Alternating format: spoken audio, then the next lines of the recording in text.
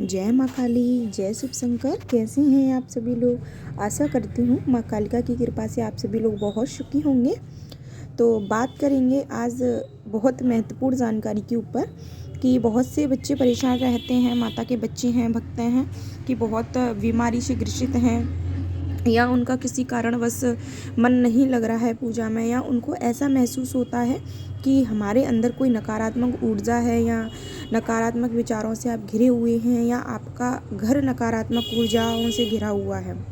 कलयुग का समय है, हर तरफ गंदगी ही है और सकारात्मक एनर्जी वाले लोग आपको कम मिलेंगे और गलत चीज़ों का उपयोग करने वाले, झूठ बोलने वाले लोग ज़्यादा मिल जाएंगे। इसलिए कलयुग में नकारात्मक भी बहुत ज़्यादा मिल जाएगी आपको, नकारात्मकता। तो यदि जो बच्चे कलयुग में माँ कालिका की साधना करते हैं, पूजा करते हैं, तो समझ लीजिए वो पूरी तरीके से प्रोटेक्ट है, उनकी फैमिली भी प्रोटेक्ट है, यानी कि सुरक्षित है। तो ऐसा क्या करें कि हमारी सारी बॉडी की बीमारी, शरीर की दूर हो जाएं और माँ कालिका की कृपा भी मिल जाए। किसी किसी बच्चे के साथ होता है कि माँ कालिका की कृपा तो चल रही है लेकिन वो फिर भी परेशान है, किसी ना किसी बात को लेकर चिंतित हैं। और मेरे पास कमेंट आते रहते हैं। एक दीदी बोल रही थी कि मेरे यहाँ मेरे अंदर मेरे ऊपर तंत्र करवाते हैं। तो सबसे पहले मैं बता दूं कि मैं तंत्र मंत्र टोने टोटके के ऊपर वीडियो नहीं बनाती। लोग गलत फहमी में भी चले जाते हैं। मैं सिर्फ माँ के लिए वीडियो बनाती हूँ, माँ की भक्ति से जुड़े वीडियो बनाती हूँ, माँ से जुड़ने के लिए, और छोटी छोटी रेमेडी, छोटे छोटे उपाय बताती हूँ, सात्विक उपाय, सात्विक भक्ति बताती हूँ, सात्विक उपाय बताती हूँ। हम क्या है, पूजा तो करते हैं, यदि छोटे छोटे हम उपाय करते हैं मैया के सामने, तो और भी हमारी जो साधना है वो सफल हो जाती है और हमारी परेशानियाँ दूर हो जाती हैं सिर्फ। तो इसलिए ध्यान रहे, यदि आपको भी ऐसा लगता है कि मैं तंत्र मंत्र से जुड़ी हूँ, तो ऐसा बिल्कुल नहीं है, सिर्फ माँ से भक्ति की वीडियो बनाती हूँ। तो ये मैंने डाउट क्लियर कर दिया। अब बात करेंगे कि जो बच्चे बोलते हैं कि बहुत ज़्यादा तंत्र हो रहा है हमारे ऊपर, हम इस दरबार में गए थे, हमें किसी ने कुछ बताया था, कोई हमसे बोलता है कि आपको मंत्र जाप नहीं करना है, कोई बोलता है आप ये पूजा पाठ करवा लो, ऐसे बहुत सारे क्वेश्चन आते हैं, बोलते हैं। तो सबका एक ही उपाय है। मैं स्वयं इस बात की गारंटी लेके कह सकती हूँ कि माँ के अलावा कोई आपका संकट नहीं काटेगा। आप किसी दरबार में जाएंगे, वो भी माँ से ही अर्जी लगाएंगी। तो क्यों ना इस काम को आप घर पर स्वतः कीजिए। और हम किसी पे भरोसा भी नहीं कर सकते हैं आज के टाइम पर। भाई मुझे तो किसी पे भरोसा नहीं है, क्योंकि जहाँ जाती हूँ वहाँ मुझे धोखा मिलता है। और माँ कालिका की इतनी कृपा है कि माँ स्वयं मुझे राह दिखाती है। तो ऐसे ही आप माँ से भाव से जुड़िए, माँ आपको भी राह दिखाएगी। और शायद ये माँ की कृपा है कि मैं माँ के माध्यम से बोल पा रही हूँ और आपको भी बता पा रही हूँ। तो आपको क्या करना है, शनिवार के दिन, यदि जो लोग बहुत ज़्यादा परेशान है, कोई भी परेशानी है, आपको लगता है कि हमारे ऊपर बंधन है, तंत्र है, टोना टोटका, कुछ भी XYZ, आपको कहीं नहीं जाना है। शनिवार के दिन एक हवन करना है अपने घर में।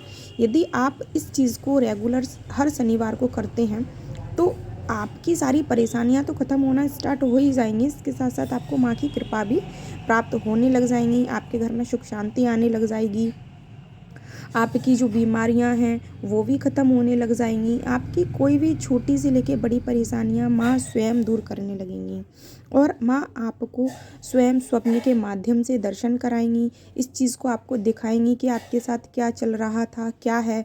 आपको अनुभव पहचानने होंगे और अनुभव से जुड़ी मैं वीडियो और रिकॉर्ड अलग से कर दूंगी। ये फ़िलहाल शनिवार को हवन कैसे करते हैं, वीडियो लंबा हो रहा है लेकिन मैं आपको आज अच्छे से समझा देती हूँ, क्योंकि मुझे वीडियो बनाने का टाइम बहुत कम मिल पाता है। छोटी छोटी वीडियो के माध्यम से बताती रहती हूँ, इसलिए बहुत महत्वपूर्ण जानकारी है, अच्छे से सुनिएगा। ठीक है। कोई दीदी ने पूछा शनिवार को हवन कैसे करते हैं, और बहुत से बच्चे पूछ रहे थे।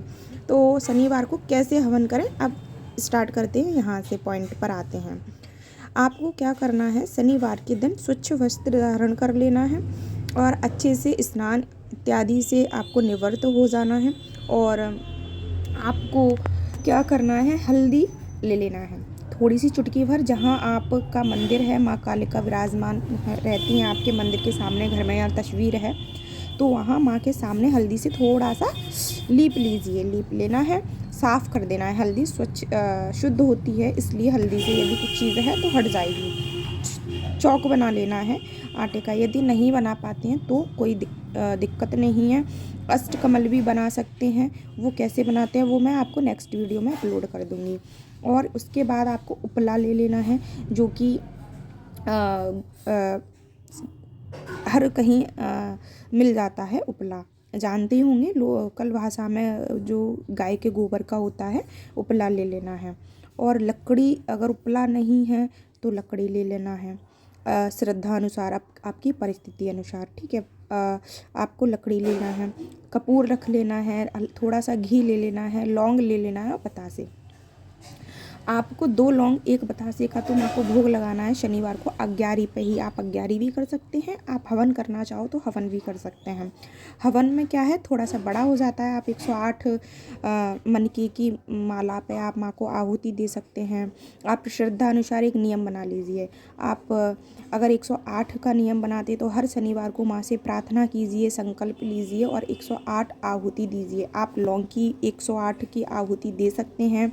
आप धूप का पैकेट मार्केट में आसानी से मिल जाता है, तो आप धूप की भी 108 आहुति दे सकते हैं। ओके, यदि आप 108 नहीं दे सकते, आपकी परिस्थिति ऐसी नहीं है, तो आप 11-11 आहुति दे सकते हैं।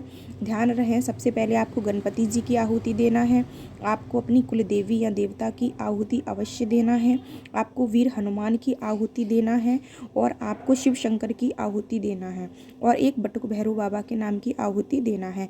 फिर उसके बाद आपको माँ कालिका की नाम की आहुति आपको 11 या फिर 108, आप जितना का नियम बनाते हैं उस अकॉर्डिंग आप माँ कालिका की आहुति दे सकते हैं। और आपका कोई गुरु नहीं है तो आप माँ कालिका को या शिव जी को गुरु बना के एक गुरु की आहुति देना है। यदि आपका कोई गुरु है तो आप अपने गुरु के नाम की आहुति दे सकते हैं। और इसके अलावा यदि आप ऐसा करते हैं तो आप यकीन मानिए, आपको 9 शनिवार के दिन, 9 शनिवार तो बहुत बड़ी बात हो गई, आपको 2-3 शनिवार के दिन ही आपको फ़र्क महसूस होने लगेगा। आप स्वयं मेरे से आके कमेंट बॉक्स में बोलोगे कि दी बहुत आराम है, बहुत कृपा है, माँ आपको संकेत देगी। आपको भाव से, श्रद्धा से करना है और आपको क्या करना है, आप इतना कर सकते हैं। और इसके अलावा भी मैं आपको 2-3 चीज़ें बता रही हूँ, आप जितना हो सके आप उतना कर सकते हैं इन सारी चीज़ों में से। ओके, और आप यदि आप कभी कभी 5 मेवा भी ले सकते हैं, जैसे कि 1 किशमिश हो गई, 1 इलायची हो गई, 1 मखाना हो गया, 1 मिश्री हो गई, आप वो भी ले सकते हैं। तो ऐसे 5 प्रकार की आहुति भी दे सकते हैं। अब मंत्र कौन सा जाप करना है, आप माँ के बीज मंत्र का भी जाप करके दे सकते हैं आहुति। ओम क्रीम कालिकाय नमः स्वाहा ऐसे करके भी दे सकते हैं। आप नरवाड़ मंत्र है उसकी भी आहुति दे सकते हैं। ओम ऐम ह्रीम क्लीम चामुंडाय विच्चे नमः स्वाहा, आप इसकी भी आहुति दे सकते हैं। आपको पहले से हवन स्टार्ट करने से पहले आप संकल्प ले लीजिए, हमारी ये परेशानी है माँ, मैं इसलिए हवन कर रहा हूँ, या मेरे ऊपर तंत्र है या विद्या है या कुछ नेगेटिव चीज़ है माँ, उसको कृपया कर आप नष्ट कीजिए, उसको समाप्त कीजिए, ख़त्म कीजिए और मेरे हवन को सफल बनाइए। आपको गणपति जी से भी ऐसी आराधना कर देना है, क्योंकि वो विघ्नहर्ता है, कोई विघ्न नहीं आता है। और हनुमान जी की आहुति देना ना भूलिएगा, ठीक है। तो आप यदि ऐसा करते हैं हर शनिवार को, यकीन मानिए आपके साथ बहुत ही अच्छा होने वाला है। यदि आप ये वीडियो सुन रहे हैं तो कहीं ना कहीं माँ की कृपा है और आपके जीवन में खुशहाली आने वाली है, तो आप अवश्य कीजिएगा और फिर आप माँ पर छोड़ दीजिएगा। एक बात और याद रखना है, जब आप हवन कर रहे हैं तो फिर माँ से लालसा मत रखिए, माँ सब देख रही है मेरा बच्चा क्या कर रहा है। अगर आपके जीवन में कुछ नेगेटिव चीज़ है तो थोड़ा उथल पुथल भी हो सकती है, आपको धैर्य रखना है, बस माँ पर विश्वास रखना है और आपकी धीरे धीरे सारी समस्याएं ख़त्म होने लग जाएंगी। और यदि आप नियमित रूप से हमेशा ये करते हैं तो आने वाले समय में बहुत कुछ बदलाव हो जाएगा। माँ आपको कहाँ तक ले जाएगी उसकी कोई सीमा नहीं है। मैं भी नहीं जानती, मैं भी एक आपकी तरह छोटी सी आपकी बच्ची हूँ, बहन हूँ, तो मैं भी ऐसे ही छोटी छोटी पूजा करती रहती हूँ और माँ के माध्यम से मैं बोलती हूँ, सिर्फ माँ बुलवाती है और मैं आपके लिए ऐसी वीडियो लाती रहूँगी। उम्मीद करती हूँ आपको जानकारी पसंद आई हो। यदि कुछ मैं भूल गई हूँ या आपके मन में कोई डाउट रह गया है तो आप मेरे से फिर से कमेंट कर सकते हैं। मैं वीडियो बना के आपको रिप्लाई करने की कोशिश करूँगी पूरी।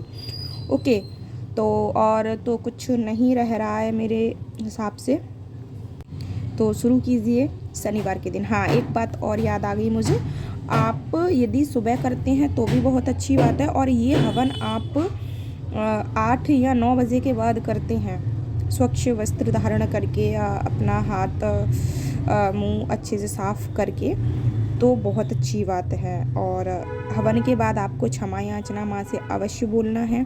माँ को जल के छींटे भी अवश्य लास्ट में हवन जब संपन्न हो जाए माँ को देना है। माँ से अपनी मनोकामना बोलना है, और निस्वार्थ भी आप कर सकते हैं, बिना मनोकामना के भी ये कर सकते हैं।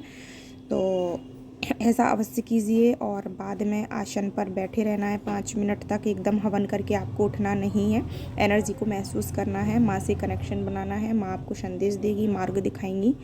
और इसी के साथ जय माता दी, जय माँ कालिका, राधे राधे, खुश रहिएगा। वीडियो पसंद आई हो या कोई ज़रूरत है तो ज़रूर शेयर कीजिएगा, लाइक कीजिएगा। लाइक करने से मुझे मोटिवेशन मिलता है, फिर मुझे लगता है मुझे और वीडियो बनानी चाहिए। तो राधे राधे, खुश रहिएगा। माँ से मैं एक बार फिर से आप सभी लोगों के लिए प्रार्थना करती हूँ, आप सभी के ऊपर माँ की कृपा बनी रहे, आपके जीवन से सारी परेशानियाँ ख़त्म हो जाएं। जय माँ काली, जय माता दी।